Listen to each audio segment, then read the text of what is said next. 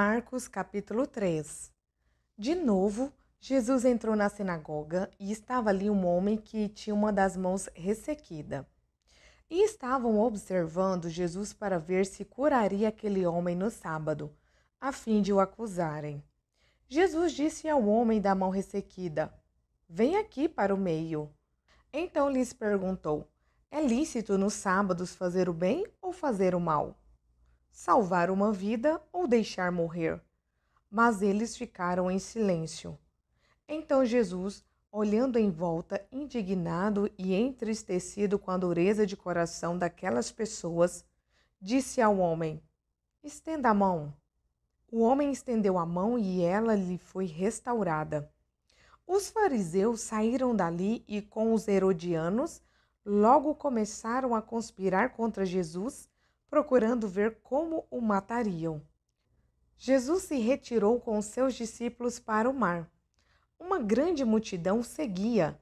Eram pessoas que tinham vindo da Galileia, da Judéia, de Jerusalém, da Idumeia, do outro lado do Jordão e dos arredores de Tiro e de Sidom, porque ouviam falar das coisas que Jesus fazia. Então recomendou aos seus discípulos que sempre lhe tivessem pronto um barquinho, por causa da multidão, a fim de não o apertarem, pois curava muitas pessoas, de modo que todos os que tinham alguma enfermidade se esforçavam para chegar perto, a fim de poderem tocar nele. Também os espíritos imundos, quando viam, prostravam-se diante dele e gritavam: "Você é o Filho de Deus."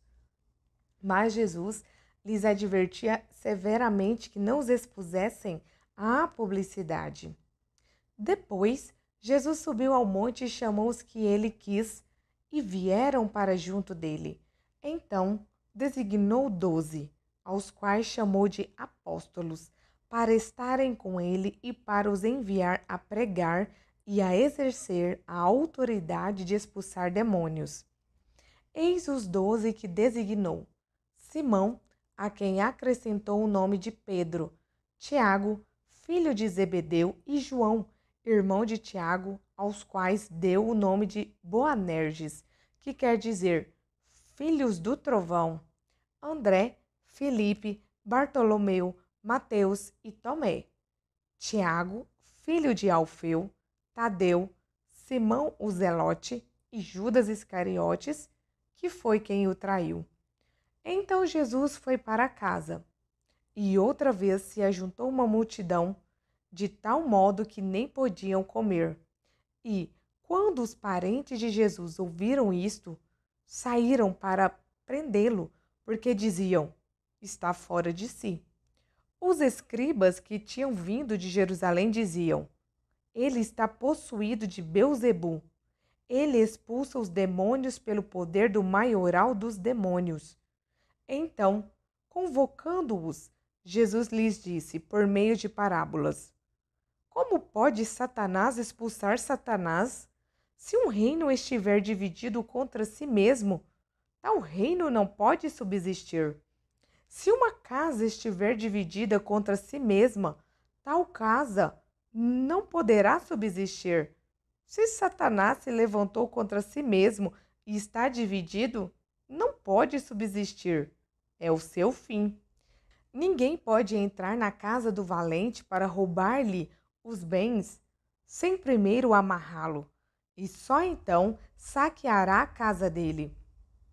Em verdade lhes digo que tudo será perdoado aos filhos dos homens, os pecados e as blasfêmias que proferirem, mas aquele que blasfemar contra o Espírito Santo nunca terá perdão, visto que é réu de pecado eterno. Jesus disse isto porque diziam: "Está possuído de um espírito imundo." Nisto chegaram a mãe e os irmãos de Jesus e, tendo ficado do lado de fora, mandaram chamá-lo. Muita gente estava sentada ao redor de Jesus, e alguns lhe disseram: "Olhe, a sua mãe, os seus irmãos e as suas irmãs estão lá fora, procurando o Senhor." Então Jesus perguntou: "Quem é a minha mãe E quem são os meus irmãos? E olhando em volta para os que estavam sentados ao seu redor, disse: Eis minha mãe e meus irmãos. Portanto, aquele que fizer a vontade de Deus, esse é o meu irmão, minha irmã e minha mãe.